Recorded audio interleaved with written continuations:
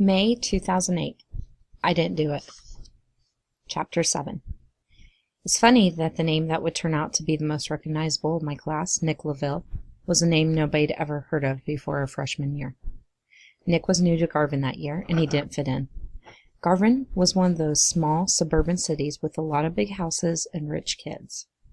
Nick lived on one of the few low-income streets that dotted the outsides of the city like boundary lines. His clothes were ratty, sometimes too big, and never stylish. He was skinny and looked like a brooder, and had an I-don't-give-a-shit air about him that people tended to take personally. Right away I was drawn to him.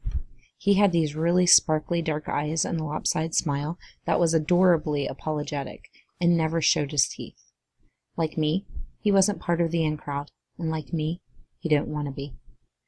Not that I never belonged in the in crowd. When you're in elementary school, pretty much everybody's part of the in crowd. And sure, I was too. I liked the things that were popular, the clothes, the toys, the boys, the songs that drove everyone wild at the school family fun nights. But somewhere around 6th grade, all of that seemed to change. I began to look around me and think that maybe I didn't have all that much in common with those other kids. Their families didn't seem miserable like mine. I couldn't imagine them feeling the same frozen feeling at home like I did, as if they'd walked into a snowstorm when they opened their front doors. At school gatherings, their dads called them Muffin or Baby Girl, while mine didn't even show up.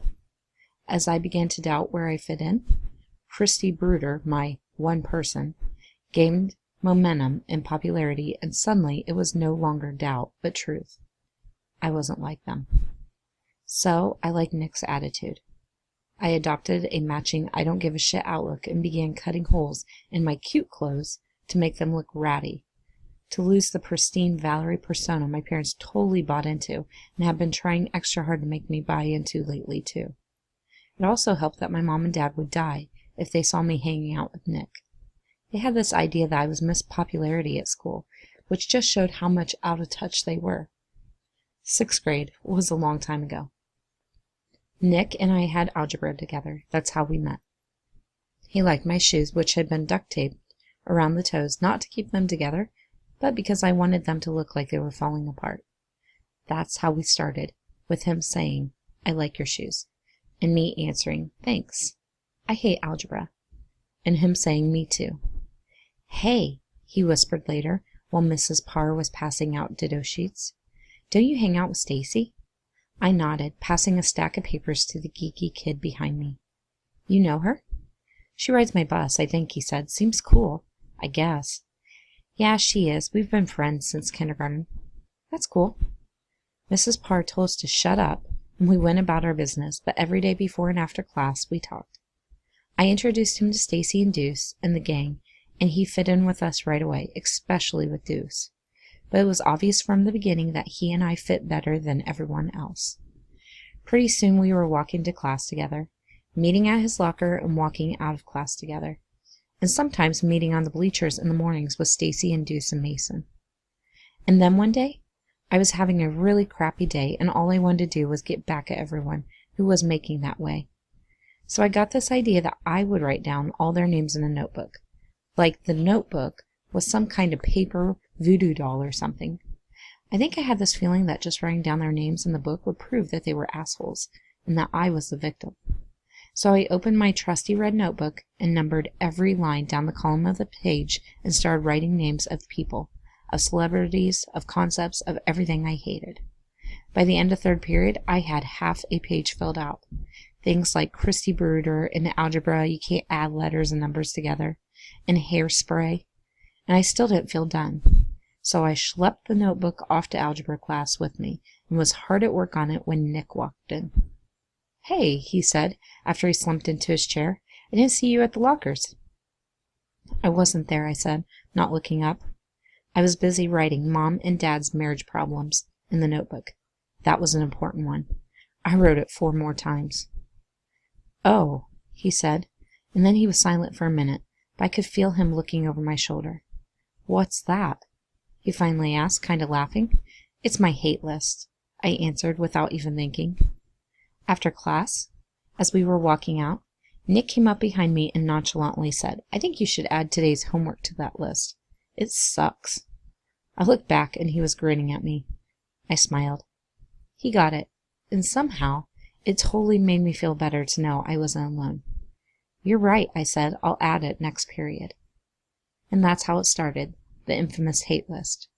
Started as a joke, a way to vent frustration, but it grew into something else I'd never have guessed.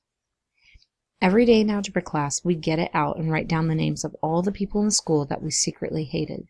The two of us sitting in the back rows side by side, griping about Christy Bruder and Mrs. Hartfeltz. People who irritated us, people who got on our nerves, and especially people who bullied us, who bullied other people. I think at one time we may have had this idea that the list would be published, that we could make the world see how horrible some people could be, that we would have the last laugh against those people, the cheerleaders who called me Sister Death, and the jocks who punched Nick in the chest in the hallways when nobody was looking, those perfect kids who nobody believed were just as bad as the bad kids. We had talked about how the world would be a better place with lists like ours around, people being held accountable for their actions. The list was my idea, my brainchild. I started it. I kept it going. It began our friendship, and it kept us together. With that list, neither one of us was so alone anymore.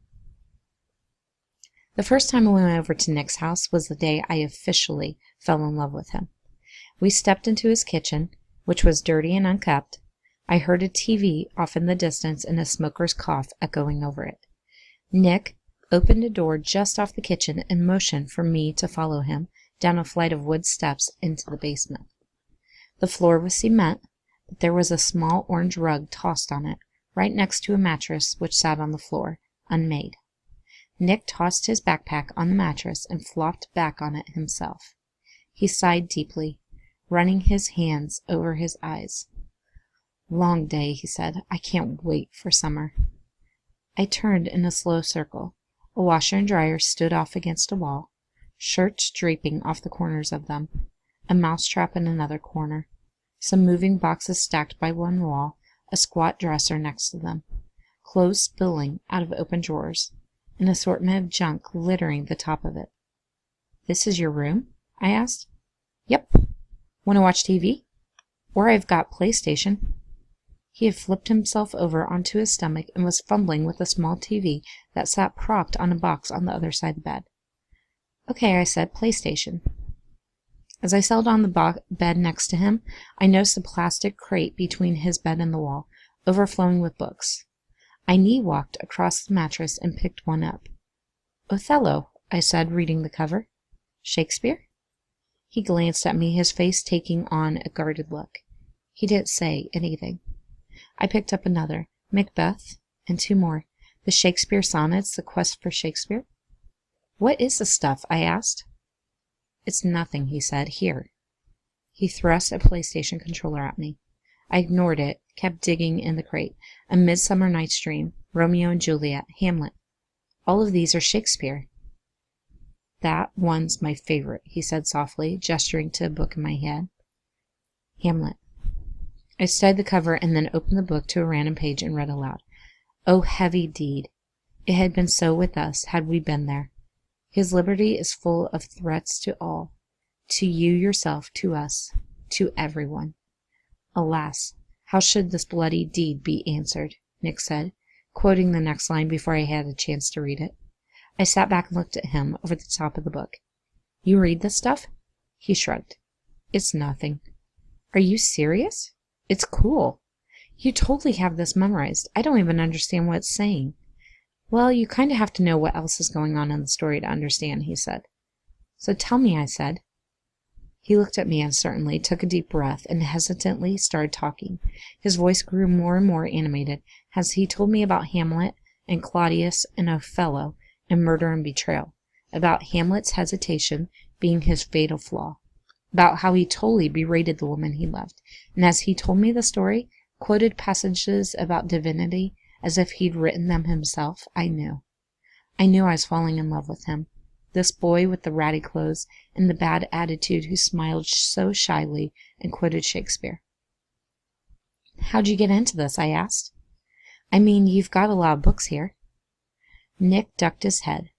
He told me about how he discovered reading when his mom was divorcing dad number 2, how he'd spent long nights at home alone, a kid with nothing to do, while his mom trawled the bars for guys, sometimes not bothering to pay the electricity bill, forcing him to read for entertainment, how his grandma would bring him books and he'd devour them the same day. He'd read everything: Star Wars, Lord of the Rings, Artemis Fowl, Ender's Game. And then one day Louis, that's dad number 3, he said, he brought home this book he'd found at some garage sale. It was his big joke. Nick pulled Hamlet out of my hands and waved it in the air. "Like to see you read this one, smarty pants," he mimicked in a growly voice. He laughed when he said it. Thought he was being really funny. So did my mom. "So you read it to prove them wrong?" I said, flipping through the pages of Othello. "At first," he said. "But then?" He crawled up onto the bed next to me, leaning back against the wall, just as I was, looking over my shoulder at the pages I was turning. I liked the heat of his shoulder against mine. I started to like it, like putting together a puzzle or something. Plus, I thought it was really funny, because Louis was too stupid to know that he'd given me a book where the stepdad was the bad guy. He shook his head. "Moron." "So your grandma bought you all these?" He shrugged. "Some. I bought some myself. Most of them came from a librarian who helped me out a lot back then. She knew I liked Shakespeare. I think she felt sorry for me or something." I dropped Othello back into the crate and then dug around and pulled out Macbeth. "So tell me about this one," I said, and he did. The PlayStation controller forgotten on the floor next to the bed. I spent my first days in the hospital remembering that day, racking my brain until I recalled every little detail. The sheets on his bed were red. His pillow didn't have a pillowcase on it. There was a framed photo of a blonde woman, his mom, perching on the edge of his dresser. The toilet upstairs flushed while we talked about King Lear. Footsteps creaked over our heads as his mom went from bedroom to bathroom to kitchen. Every detail. The more I remembered those details, the more unbelievable I found what they were saying about Nick on the news, which I turned on surreptitiously, almost guiltily, when everyone had gone home for the night and I was alone. When I wasn't remembering that day in Nick's bedroom, I was piecing together what had happened in the cafeteria, which wasn't easy for a lot of reasons. First, I spent a lot of time during those 2 days in some sort of medicated alternate universe. Funny how you'd think the worst part of the pain when you get shot would be right when it happens, but that's not true. In fact, I really don't even remember feeling anything at the time that happened. Fear, maybe. A strange, heavy feeling, I guess. But not pain. The real pain didn't start until the next day, after the surgery, after my skin and nerves and muscles had a day to get used to the idea that something had forever changed. I cried a lot during those first 2 days, and most of my crying was about wanting something to make the pain go away. This wasn't a bee sting. It hurt like hell. So the nurse, who still didn't like me, I could tell, would come in every so often and give me a shot of this drug, or a swallow of that one, and next thing I knew, everyone sounded weird, and the room looked all grainy and stuff. I don't know how much of that time I was asleep, but I do know that after those first couple days, when I stopped getting the mind-bending pain relievers and just started getting the regular ones, I wished I was asleep more often. But the bigger reason it was tough to put the pieces back together was that it just didn't all seem to fit. Like my brain just couldn't make sense of it all. I felt like it had been snapped in two. Actually, I asked the nurse at one point if it was possible for the noise of the gun to make something in my brain get sort of jumbled up, so I couldn't think straight. All I could really think was how much I wanted to sleep, how much I wanted to be in a different world other than the one I was in. She said, "The body has many mechanisms to protect it from trauma," and I wished mine had more.